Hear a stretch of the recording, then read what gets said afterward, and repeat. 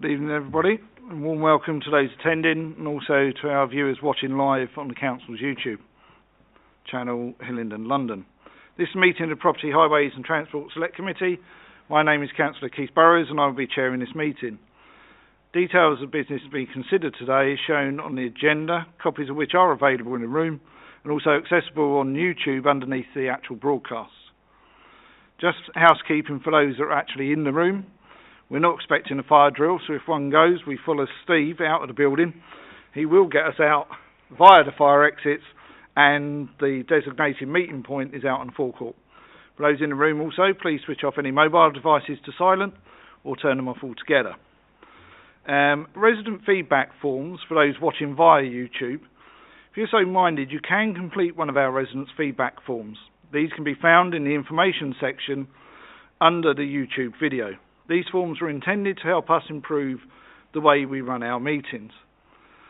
Now, as usual, I will go around the room for everybody to introduce themselves for those watching on YouTube. But can I say, when you are speaking, make sure you turn your microphone on, please, because otherwise the camera won't point towards you. And when you finish, turn it off. But first, I'll take apologies. Steve. So this evening we've received apologies from Councillor Ahmed Willana with Councillor Gohill substituting. Thank you. So, as I said already, my name's Councillor Keith Burrows and I'm chairman of this meeting. Am I right? Councillor Alan Chapman. Councillor Adam Bennett. Councillor Hector Gohill. I'm Poonam Pathak, Head of Highways. Councillor Elizabeth Garlick. Councillor Kamalpreet Kaur. Councillor Peter Money. And Steve Clark, the Democratic Services Officer. Thank you, and welcome to all of you. Are there any declarations of interest from anybody before this meeting? No? Thank you. Right, we now receive the minutes of the previous meeting. I'll do my usual, I'll go page by page. If you've got any queries, please raise your hand, and then we will go through that. Page 1, page 2, page 3, and page 4. There's no queries on the minutes. Can I take it that we approve those minutes? Thank you. Confirm that the items of business marked as Part 1 will be considered in public, and that any items marked Part 2 be considered in private. I can say that the whole of the agenda is in Part 1 and therefore will be in public. We now move on to agenda item 5, which is Highways Network Prioritization and Maintenance. I'm very pleased to welcome back Poonam Pathak, Head of Highways, to go through a presentation for us. So Poonam, I shall hand over to you. Thank you, Chair. I'm sure everyone had an opportunity to go through the report. This just highlights to you how we do our prioritization. Basically, we utilize the condition survey data, which mean using the UKPMS system to do our condition survey. From last year, we are not only utilizing the condition survey data, we have been using value management engineering, which means combining condition survey data with other data such as engineering factors, bus route, road users, proximity of schools, accident claim data, footfall, and all the inquiries. So we put them together and prepare the priorities list. So everything is listed out in terms of prioritization methodology we utilize, which shows like network condition, officers report. Once we combine all this data, that is listed into priority. When then we look at the section, because the way we have to do the condition survey data is every road is divided into different sections, and those sections have a different condition score. And rather than sort of doing the full length, that's how we capture the condition data. So going back into the priority, we have to look at the sections where we have more defect rather than sort of just picking up in the average. So based on that 100-meter length, we again sort of look at whether any footway or carriageway schemes are validated to do the full resurfacing. So that is basically just a summary of how we try to prioritize our network in terms of forward program. We have been utilizing some new innovation material as well. We tried a couple of new material last year, and we have proposed for this year as well. One of them is warm mix material. This is not warming the bitmac into high temperature, in lower temperature with I think they use some sort of ingredient that doesn't sort of go into that high temperature. That saves energy and carbon saving. So that is seen to be quite high in the carbon saving. So we have proposed to use this material in some of our projects, and we are trialing some of the sub-base agrabine. This is the material our contractor has made up. So that's gone through the testing and everything, which has been approved. So we will be trialing some of those materials as well in coming programs.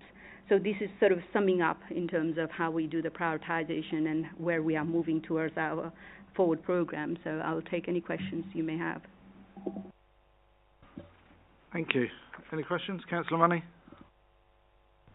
Thank you. Just for clarification, on page 5, it says condition surveys of 100% of a highway network are undertaken every 2 years. Yes. So if I was to raise, or a councillor was to raise an inquiry on a damaged road, is it an independent person that goes out, or is it an officer of the council? The condition survey is independent contractor or consultant would be doing. Okay. But we have a separate process of doing our inspections. That's done by in-house officers. Okay, thank you. Councillor Chapman? Thank you, Chairman. Further to the condition surveys, he says it's every 2 years. Is it a rolling programme that takes 2 years and then you start again, or is it sort of a 6 months project every 2 years? We do full survey every 2 years rather than rolling. And it takes 2 years. It's almost like you get to the end after 2 years and then you start again at the beginning. No, it's sort of, if we are planning in 2022, we'll do full survey, because the time it takes to validate the data and you have full program done, it's quite time consuming. So rather than doing every year, we decided to do every 2 years, which is the best way. So shall we say you do 100% in 1 year, and then you spend the next year assessing the data. Exactly, sort of thing. right. So the actual field activity is 1 year, so to speak. Exactly. Okay, thank you. Yeah. Councillor Bennett? Thank you, Chairman, and thank you as well for a very comprehensive and detailed report. I didn't think I could ever know so much about tarmac and asphalt as I did going through this. I just did a question around page 7. So just in terms of the sort of the 3 circles and the prioritisation methodology, how many sort of highways are actually resurfaced as a result of petitions and members' inquiries? Because obviously you have quite a robust methodology for checking them at a regular frequency. Do sort of members of the public, councillors getting in touch, does that sway things in the majority of occasions or in the minority? In the past, we used to do, because we had a different way of doing our prioritisation. From last few years, we have been utilising this way of doing the prioritisation. We do evaluate those petitions as well using this methodology. So if that comes higher on, then obviously we will tell them this is, otherwise we'll say it will be included in the future programme, depending on other priorities. So that's to be honest with you, in the last couple of years, we haven't had many petitions for resurfacing. I think that we didn't have to do it, but moving forward, definitely we'll have to look into our value management process rather than just going with what the petition says. Councillor Money? Sorry, just another one from me. The independent survey, the results, is it a lot of data? Is it easily readable by everyone, like by councillors, or is it quite specialised? Like, do they give a score out of 10, for example? Or how is it configured? Yeah, it's more complicated than just number.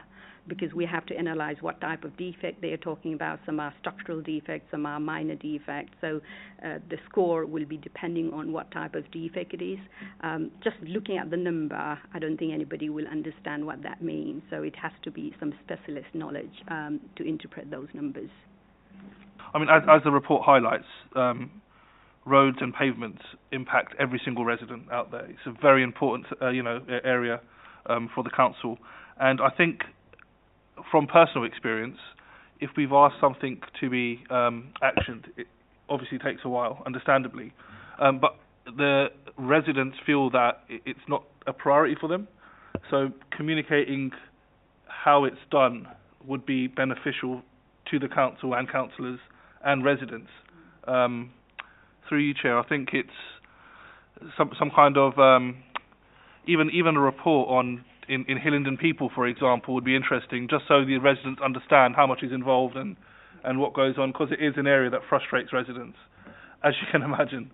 That's it. It's more of a point, really. Thank you. Thank you. I've got a very quick one for you. The innovative materials that you're saying Hillingdon are using, and it says we're currently trialling these. Are we trialling all three of these? We trialled a warm mix material. Few roads already been done. We have one lined up, Bridgewell Lane, in Ruislip, which will be done soon. So we have trialled south and north, both sides of the borough. With Agrabind, we had programmed, but there was a bit of a problem with the machine and all that sort of thing, but we will be trialling in some of the program, which will come soon. I think for the green agenda, that's going to be really good. Poonam, for the benefit of those that are watching on YouTube, and perhaps for some of the councillors that don't know, do you want to just highlight the difference in the actual structure under our roads between those in the south and those in the north, because of the clay and the subsoil in the north? They've got quite a lot that under their roads, whereas in the south they're quite sturdy bases on them, aren't they? Just an example, only last week we had a bit of problem with Northwood Way.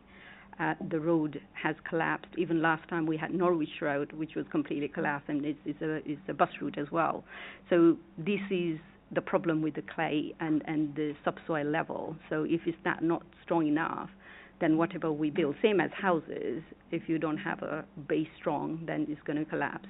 So that's what we have seen more in north than in south. But in terms of maintenance, whatever we're doing in the top will be more or less same. But when it comes to structural, then we are seeing more problem in north than south. Councillor Bennett. Thank you, Chairman. I think that kind of answers the point that I was going to make. I was busy adding up. I think all of us in the room are councillors who represent wards south of the A40. So I was going to ask, is there some sort of hidden reason, which you kind of explained? So I was looking at the 22-23 programme of works. I think just on a quick adding up there, 73% of the money is being spent on roads north of the A40. So I was just curious as to, is that just because they're in a poorer condition and they've not been tended to for a while, or because there is actually an underlying difference in the ground? But I think you've answered the question. Any other questions? Councillor Cole? I just want to know, during one of my ward surveys, I was taken to a road where I was told that nothing has been done on that road for 10 years.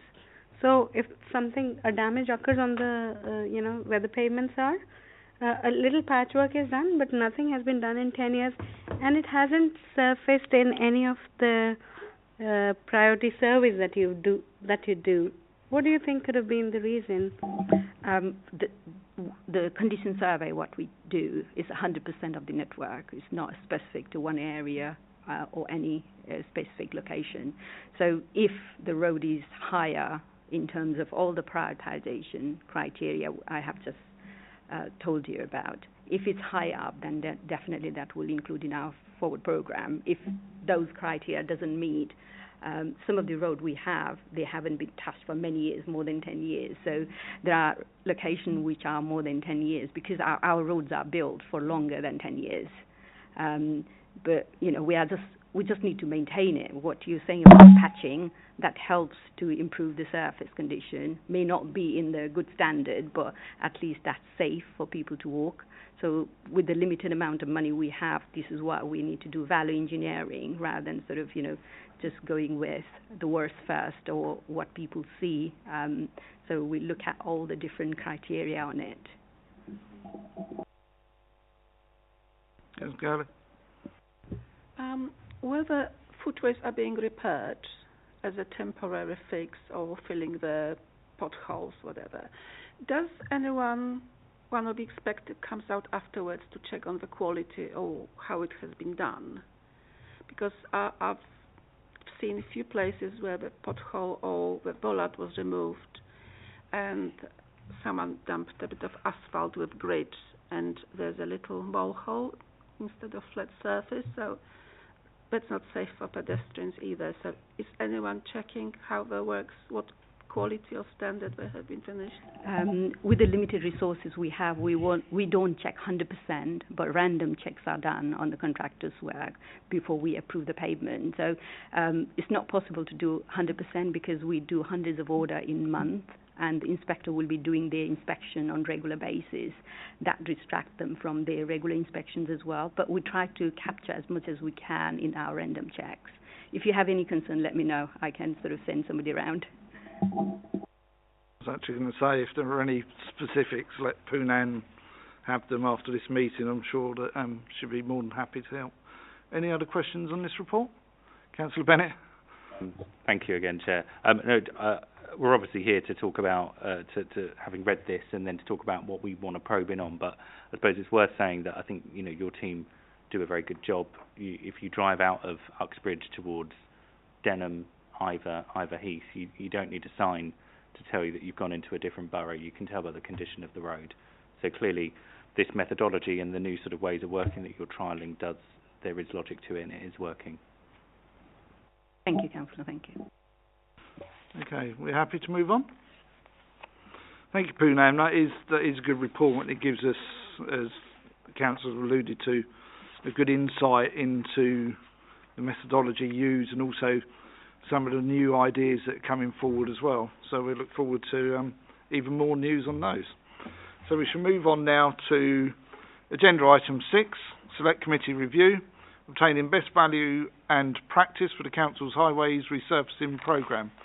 And our first witness, believe it or not, is Poonam back for this session. So Poonam, I'll open it up to you to just run through this. I have some questions down already, and I'm sure other councillors have got questions that they will ask. But if I can ask all councillors, just wait until Poonam's run through this, please. Yeah, sorry, Chair. This report I know Steve has been working on, so I didn't have a sight of this report not long ago. So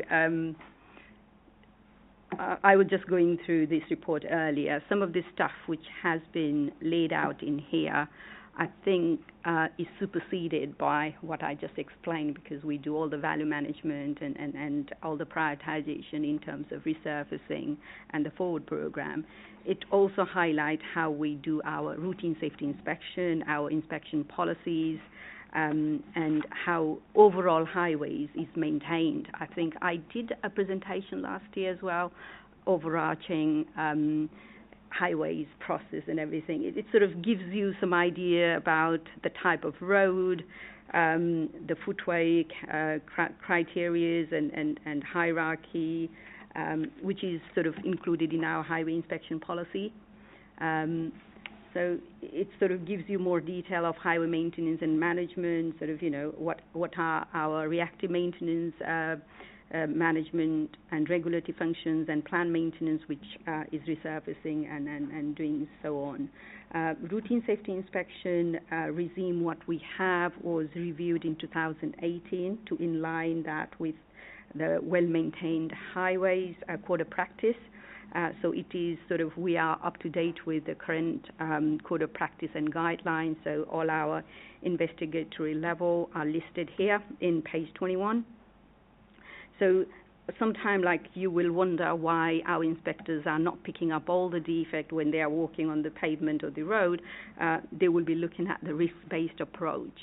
And they will be looking at the investigatory level as well. If there are any defects which are on the back of the footway and it might be 30 mil, they might just leave it for next visit. So they will have to look at how risk any defect posed to the people and look at our investigatory level criteria before they make any judgment, because we have limited amount of money anyway. We can't sort of repair every single defect we identify. So that sort of lays out about how we do the inspection. The prioritization criteria laid out in page 22 is more or less covered in previous reports. So I can take all the questions if you have any on these criteria as well. I'll fire one at you, then I'll bring somebody else in. I've got a list. We see them resurface pavements with tarmac, and hopefully we're going to start using new product as well. However, we also see them going in with paving slabs, which surely has got to be more expensive than tarmac. So why are we using the paving slabs when we can use the cheaper option of tarmac? Surely we can't just say, well, that's what was there before, because we are meant to be getting best value for the council and its residents. So if you can just come in on that one for me, and then I'll open it up to other councillors. Yeah, thank you, Chair. You rightly pointed out that question, which is previously we used to do like for like, just to avoid the concern raised by the resident, because they don't want to change, or some people don't like tarmac outside their property because they are used to seeing paving slab. So that was sort of previously, that's what we used to do. From this year, we are removing all the paving slab and putting the tarmac in. That is the approach been taken up when we were sort of going through the value management and the life cycle of any asset, because the paving slab tend to break when people drive over and causes a maintenance problem. So we are moving away from that as well and putting all tarmac in. Especially the areas of conservation area, that's the area we need to discuss with our conservation officers, but most of the areas where we can, we will be replacing that into tarmac. And so that's from this year, we're going to go down that route. That's correct. Best value. That's correct. Okay. Councillor Chapman, you indicated. Thank you, Chairman. I was going to ask about conservation areas, actually, because I can imagine that in the same way that there's other elements of conservation, I imagine people appreciate the oldie wilderness, shall we say, of slabs. Just to confirm, how much more expensive are slabs? I've got other questions, but I just wanted to follow up on this, if that's okay. Just thinking off the top of my head, if we have to do full recon with tarmac and slab, we are talking about 60% more in slab. 60% more, yeah? Yeah, okay. Thank you for that, Chair. In terms of my own question, so to speak, I won't ask about slabs. In terms of maintenance, can you confirm how much is done in-house and how much is done by contractors? It could be 50-50. When I was doing report last week, it wasn't much difference, because we do most of the patchwork in-house using our machine rhino patch. But where we can't do rhino patch, because it's sort of, this heating of the existing material, where we have to do the traditional way of patching, we have to give it to our contractor. So there are certain things we are bound with our resources and what they can do and what they can't do, and certain things we need to go to our term service contractor. Thank you for that. Just one more question, if I may. You gave us the wonderful map, and there's a list of roads that are not council responsibility. And being such a geek, I've even highlighted them on your map. Thank you very much. Stop sniggering, Chairman. Although we don't have any responsibility, are we the agency that repair them on behalf of TfL? So, or are they nothing to do with us? But also, as a follow-up, am I right in thinking that there's some roads, I'm thinking of Uxbridge Road and Long Lane, for example, that are TfL roads, but it's our responsibility to maintain. So it's almost like there are three categories. There are ours that we do, there are other people's that we don't do, and there are other people's that we do. If that sounds right. Yeah. Thank you for that question. If you look at the map, anything which says highway agency, that's the now national highways, they maintain and they are fully responsible, which is M25, M4 in that location. Transport for London, they are solely responsible for their network, which is A40 and 312 in our network. So the rest of the road, principal borough roads, other roads and under construction, whatever in the category, they are our responsibility. Although the borough principal roads, TfL used to fund for resurfacing, although the maintenance upkeep was the borough responsibility. Due to all the funding cuts, we haven't had any money for last few years. That's why you must have seen some of the road which are our borough principal, like Uxbridge Road, Hillingdon Hill, are deteriorating rapidly. But we do bid for those roads, and this year as well we have bidded. Let's see whether we are successful or not. But although it's our network, they generally fund because of the usage and the buses and all sort of thing, activity goes on those main roads. Just, I'll bring two more councillors in a second, and Councillor Money. Going back, you touched on the rhino patches. How often do we actually use them? Oh, they are every day. So they are being used and are out every day? Yeah, they are fully used. Because what I could say to this committee, if you ever want to go and see one of these things in operation, I'm sure if you got in touch with Poonam, she'd tell you where it's being used. You can go and see it. They are amazing what they actually do. So, well, I've got Councillor Money, then I've got Councillor Bennett, then Councillor sorry, forgot your name. Gohill. Sorry, it's because sure it is usually there. So Councillor Money, Councillor Bennett, Councillor Gohill. Any others on that side? No. Okay. Thank you, Chairman. So on the rhino patch machines, do we have just the one? We have two machines. Two machines, okay. That's amazing. So mine was a follow-on from Councillor Chapman's. So it's the Hillingdon's highway network, such as the A4 Western Avenue that we don't maintain. Those roads are in a poor condition at the moment, especially the Bath Road and the pavement on the A4 Bath Road. The gateway to London, as I call it, because it's the first road anyone sees if they go on the Bath Road. It's awful. It is so bad. Do we not have any power? Can we not do anything, or to get that fixed? Because it's a big bugbear for residents who live in Heathrow Villages. We can only report to TfL because we can't spend our money on TfL network, and we are the one who is sort of requesting money from TfL, so they have their own priority to spend their money. So only thing we do is we go into their portal, and whenever we get complaint, we just report to them, and that's all we can do. We don't have any power to tell them you do your roads. They have their own criteria to repair their network. So just to follow on from that, so if there is an accident or a trip or a fall, TfL are accountable? That's correct. Do you have any statistics on that? Is it no, we wouldn't have that. Not just on TfL, but also in Hillingdon's Road. In Hillingdon Road, we do. Our insurance team, they keep a record of all the accident claims.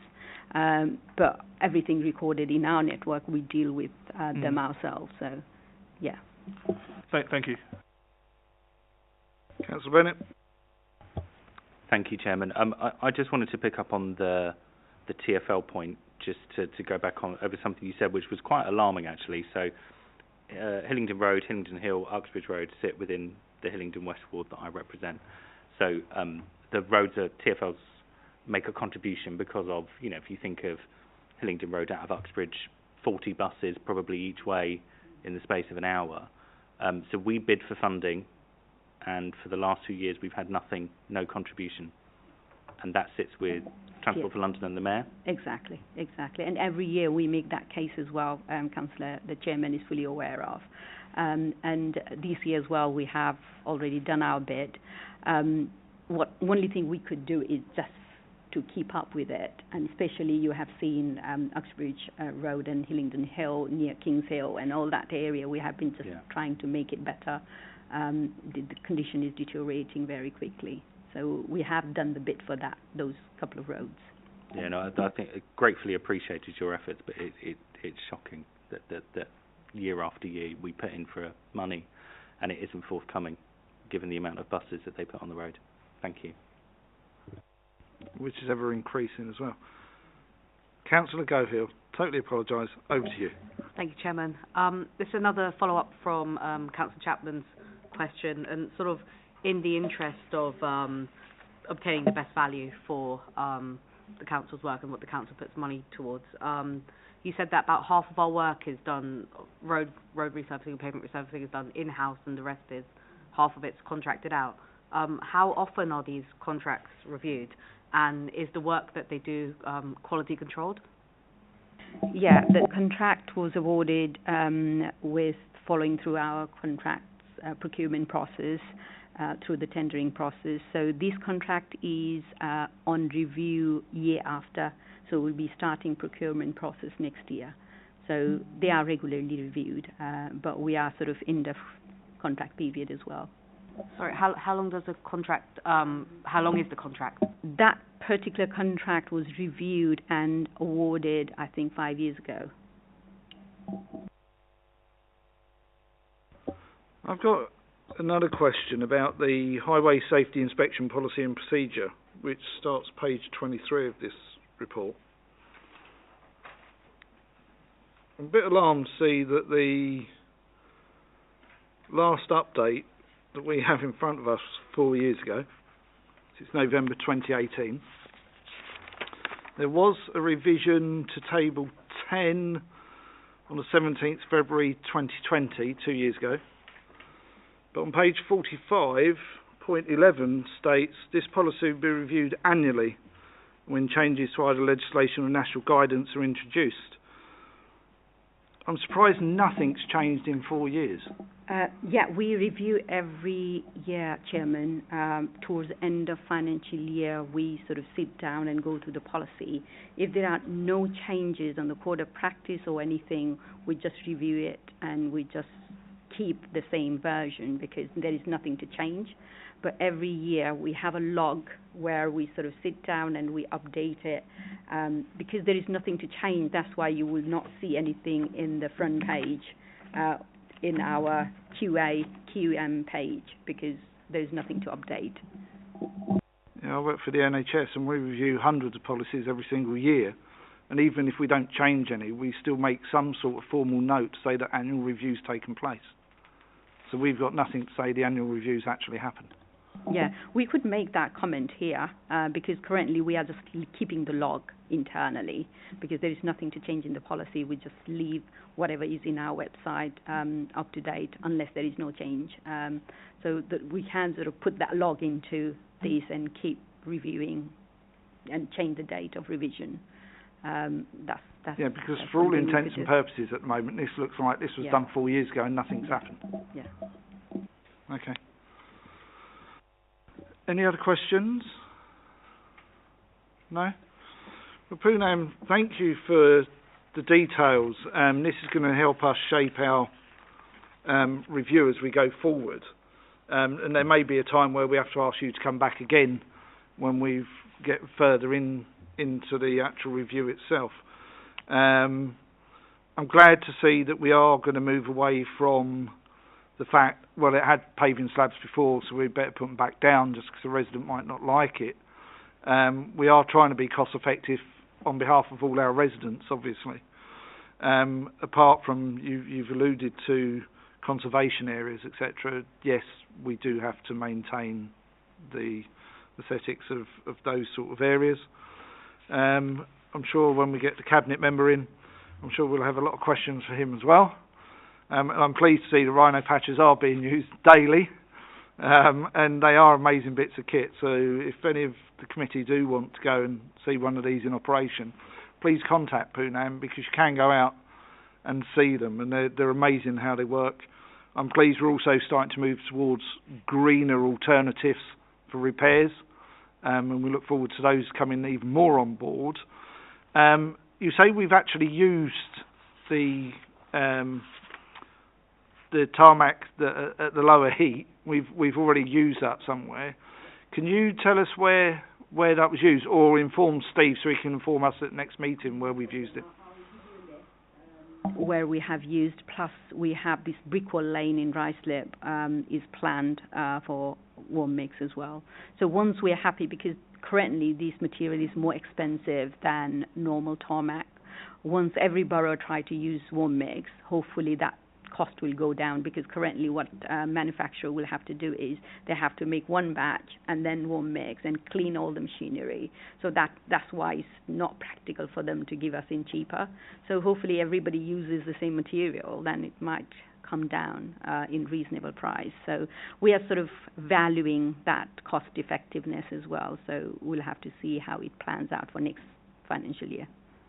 Okay, if you can let us know where it's been used. And you've alluded to the cost of it. Can you let us have the cost as well per metre, so that we understand at the moment this is a brand new. It's like anything that comes on the market that's brand new. The cost will be up there for a long time until everybody wants it, and then it starts to come down. So hopefully we can get there. So thank you, Poonam. Any other questions for? No. Thank you, Councillor Money. Sorry, a last minute question. Are you involved with obtaining funding? Do you apply for funding from central government or London Mayor of London or TfL? Because we are London boroughs, we don't go to central government directly for funding, unlike other county council. They might approach with a different funding stream. So only areas we can fund is TfL. Sure. And through LIP funding. So this is where we are stuck at the moment because of the TfL, their own problems. So we haven't been successful for resurfacing particularly. From my understanding, and I might be wrong, my understanding is that we receive no money from central government. And London's probably the only city that doesn't, whereas everyone else in the country does. We get our money from TfL, or the Mayor of London. Obviously after the pandemic, TfL took a massive hit. So they're struggling. They receive no central government grants as well, as far as I'm aware. So they're struggling. So can we not appeal to central government, because we are in a unique situation after the pandemic? Yeah, because all London boroughs are same boat, not only Hillingdon. We are not sort of different to any other boroughs. Of course. What London boroughs, we have the organisation like, the low tag and all that sort of thing. We are trying to lobby it. The way they have been doing is every year they publish a report, State of the City report. That's right. And we sort of give our condition data to that report, and that sort of tell the government, see London boroughs are struggling. So that is the way I think the London collectively going to central government for the funding. So it's a long way at the moment, because we are sort of other county councils, there are different ways of getting funding, but London hasn't been successful with the additional funding. Thank you. Thank you for that. Very quick, Poonam. Has the LIP submission been sent, or is it still waiting authorisation from the Cabinet member? It's already submitted. Yeah. It has been submitted, Yes, so this committee could actually get a copy and have a look at it. I can request the team who submitted the bid. We could probably, I'll get Steve to get it for our next meeting, so we'll have it on part of the agenda. Exactly. By the time we might have a decision as well, whether we're successful or not, because this year they are only giving 200k each borough. It's not going to be enough for a small section of Oxbridge Road, but we have to see. That's peanuts in the scheme of things, isn't it? Okay, well, thank you, Poonam, and thank you for the details you've put in both reports. And I echo Councillor Bennett's comment that your team really do a good job for the residents in this council, especially when you look at the miles of road that you're responsible for across the borough. So and also the pavements, of course. So thank you, and if you can take that back to your team for us. Okay, moving on. Agenda item 7, the Cabinet Forward Plan.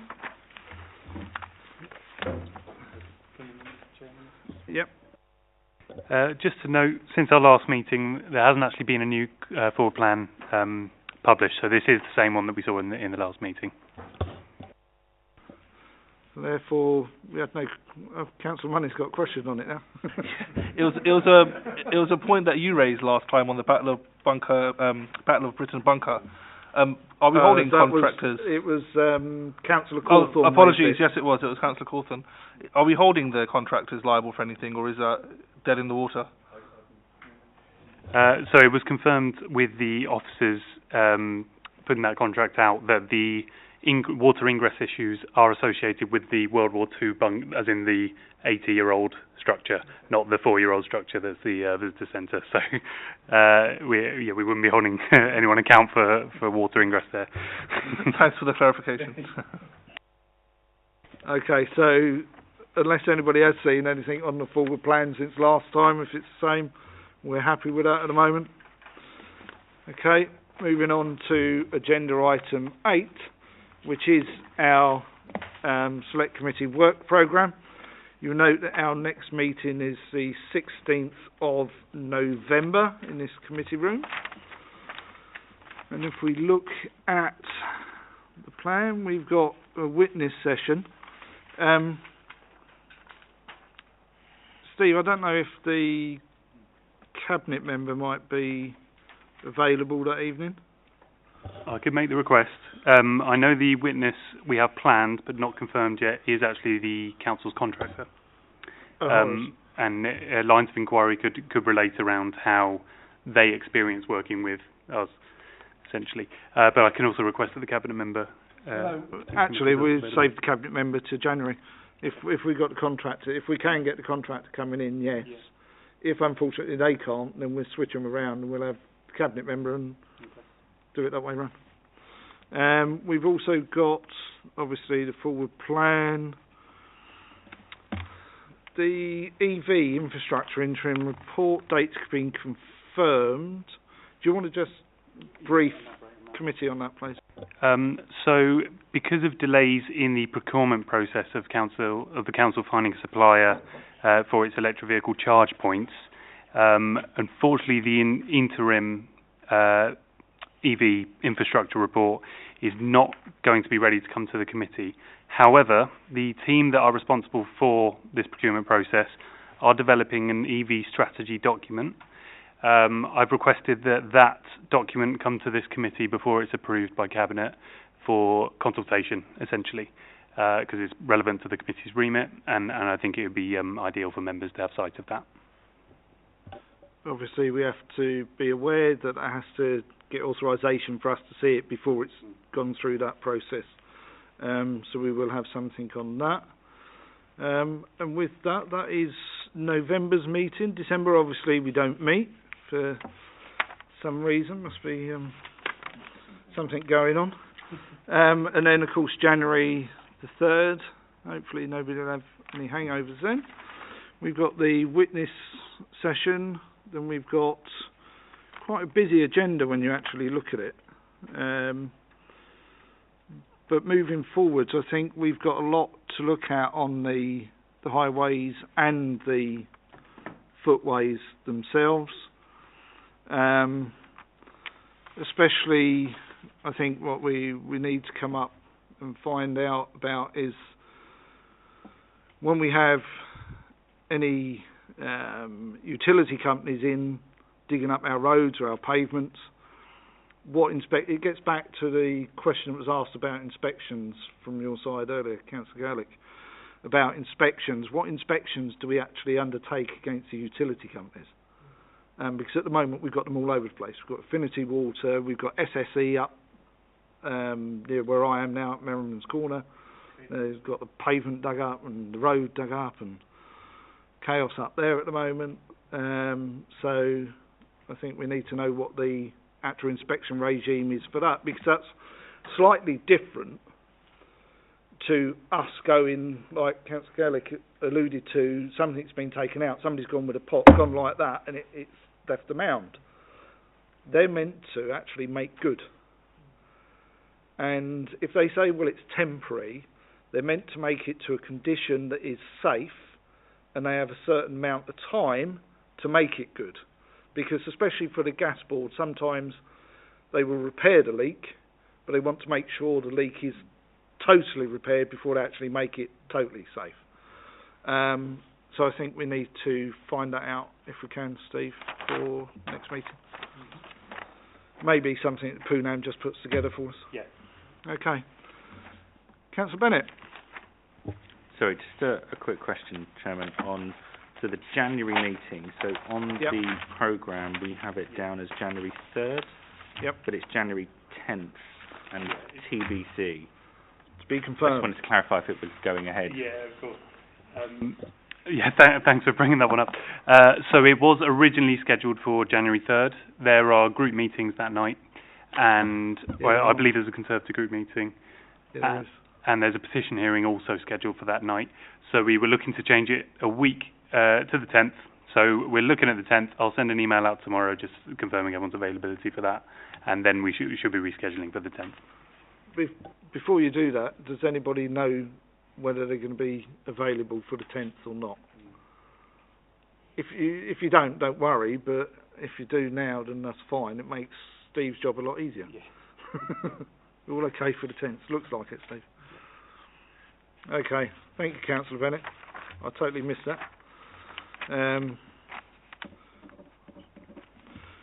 So it is going to be a busy programme. Thank you for your involvement this evening. As I say, if you do want to go and see these rhino patches, I encourage you to go and actually see them. You'd be amazed how these things can literally repair a pothole or whatever with very, very little material. So it's very clever. I'm glad that we are using them, because there were rumours that there were rumours that they were mothballed somewhere, so I'm pleased that they're not. So, well, thank you, everybody. Good evening. Have a good evening, and thank you to Councillor Hector Gohill for substituting this evening at very short notice as well, was it? Because I wasn't informed at all as chairman. So, thank you.